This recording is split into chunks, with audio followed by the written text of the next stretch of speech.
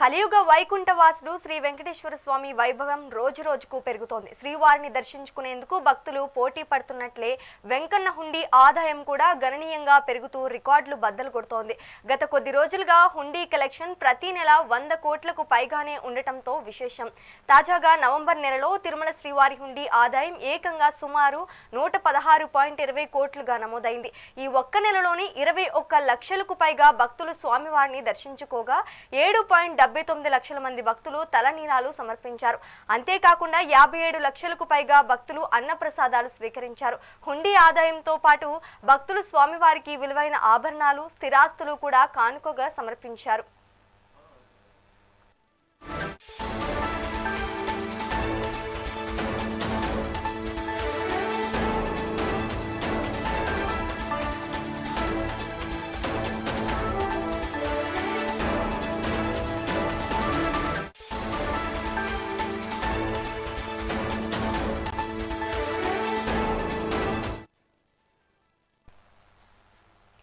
కలియుగ వైకుంఠవాసుడు శ్రీ వెంకటేశ్వర స్వామి వైభవం రోజు రోజుకు పెరుగుతోంది. శ్రీవారిని దర్శించుకునేందుకు భక్తులు పోటీ పడుతున్నట్లే వెంకన్న హుండీ ఆదాయం కూడా గణనీయంగా పెరుగుతూ రికార్డులు బద్దలు కొడుతోంది.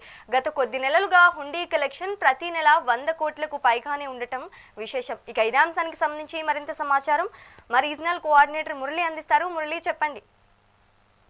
మార్నింగ్ శ్రీజ. తిరుమల శ్రీ వెంకటేశ్వర స్వామి అంటే ప్రతి ఒక్క హిందూ భక్తునికి ఆరాధ్య దైవంగా కొలవబడేటువంటి స్వామివారిగా పిలువబడతారు. ఇక్కడ ప్రతినిత్యం వేలాదిగా భక్తులు తండోపతండాలుగా దేశ విదేశాల నుండి కూడా ఈ ప్రాంతానికి తరలి వచ్చి ఆధ్యాత్మిక శోభను, అలాగే ఒక రకమైనటువంటి ఒక ఎన్విరాన్మెంట్ ని కూడా ఎంజాయ్ చేస్తుంటారు. అటు టూరిస్ట్ స్పాట్ గాను, అలాగే డివోషనల్ స్పాట్ గా కూడా రెండిటికి సమపాలనలో ఉండే ప్రాంతం తిరుమల. సో తిరుమలకు వచ్చేటువంటి భక్తులందరూ కూడా స్వామివారికి ఇతోధికంగా ముడుపులు చెల్లించుకుంటుంటారు. అంటే తృణము, పనము, అంటే శ్రీవారి హుండీలో వేసేటువంటి కానుకలు విపరీతంగా నానాటికి పెరుగుతున్నటువంటి ఒక పరిస్థితి. ఇంతింతై వటుడింతై అన్న చందంగా ఈవేళ చిన్న మొత్తం నుంచి వందలాది కోట్ల రూపాయల వరకు కేవలం హుండీ ద్వారానే లభిస్తున్నటువంటి విషయం గుర్తించడం అయినది.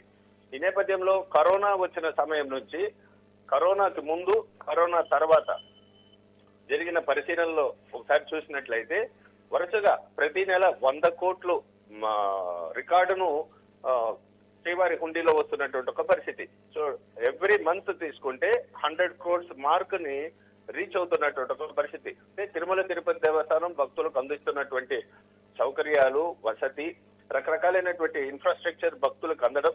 సో స్వామివారు కూడా అదే స్థాయిలో భక్తుల నుండి కూడా హుండీలో కానుకలు స్వీకరిస్తున్నటువంటి నేపథ్యంలో ఈ 100 కోట్ల మార్కెట్ రీచ్ అవుతున్నటువంటి ఒక పరిస్థితి.